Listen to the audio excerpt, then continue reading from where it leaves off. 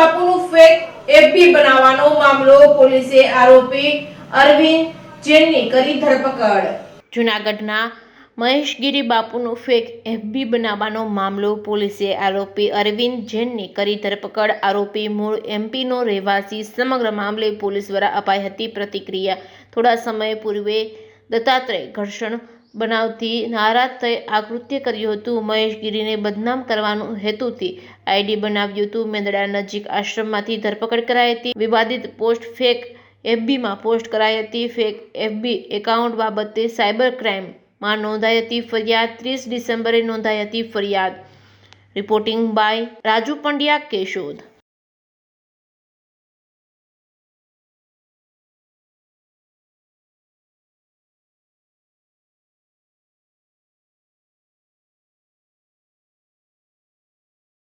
ગઈ 30 ડિસેમ્બરના રોજ જૂનાગઢ રેન્જ ખાતેના સાયબર પોલીસ સ્ટેશનમાં એક ફેક આઈડી બનાવવા બાબતના એક ગુનો દાખલ થયેલો। આ ગુનામાં ખાસ કરીને અહીંયા કમંડળ કુળના મહંતશ્રી વિશેની એક ફેક આઈડી બનાવી અને એમાં હિન્દુ અને મુસ્લિમ ધર્મને એટલે ધાર્મિક રીતે વૈમનસ્ય ફેલાય એ પ્રકારનો એક પ્રયાસ થયેલો। માન્ય રેન્જ આઈજીપી સાહેબની સમગ્ર ટીમ, એમની સૂચના અને માર્ગદર્શન અને જિલ્લા પોલીસ દ્વારા સંયુક્ત ટીમ બનાવી ખૂબ ગંભીરતાથી લઈ અને આ બનાવ છે એ ડિટેક્ટ થાય એના માટેના તમામ પ્રયાસો હાથ ધરવામાં આવેલ। આ આઈડી એક અરવિંદ કુમાર કપૂરચંદ જૈન, જેની 47 વર્ષની ઉંમર છે અને હાલ એમણે જમ્મુ કાશ્મીરમાંથી એક મનોજગીરી પ્રેમગીરી, જેનું હાલ ઉપનામ છે જયગીરી ગુરુ મનોજગીરી પ્રેમગીરી, આવી નામની વ્યક્તિએ થોડા સમય પહેલા આ ફેક આઈડી બનાવેલું।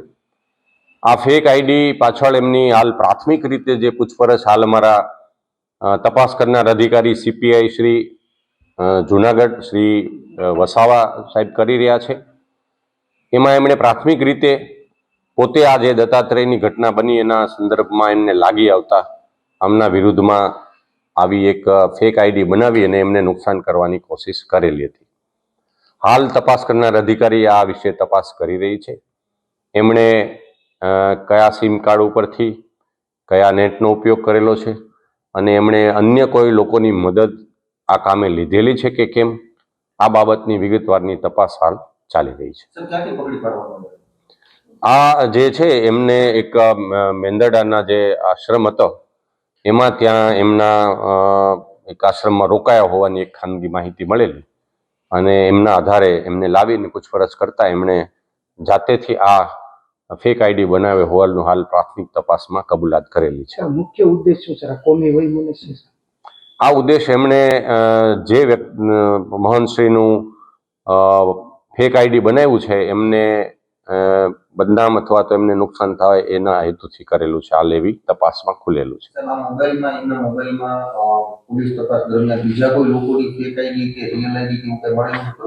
હાલ એમની પાસે અલગ અલગ હાલ જે એમનું નામ જે બતાવે છે પોતે એનું જયગીરી ગુરુ મનોજગીરીના નામથી એ હાલ પોતાની જાતને ઓળખાવે છે।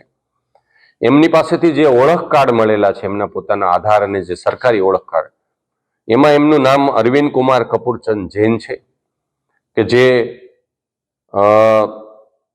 ભોપાલ મધ્યપ્રદેશનો એ મૂળ રહેવાસી છે।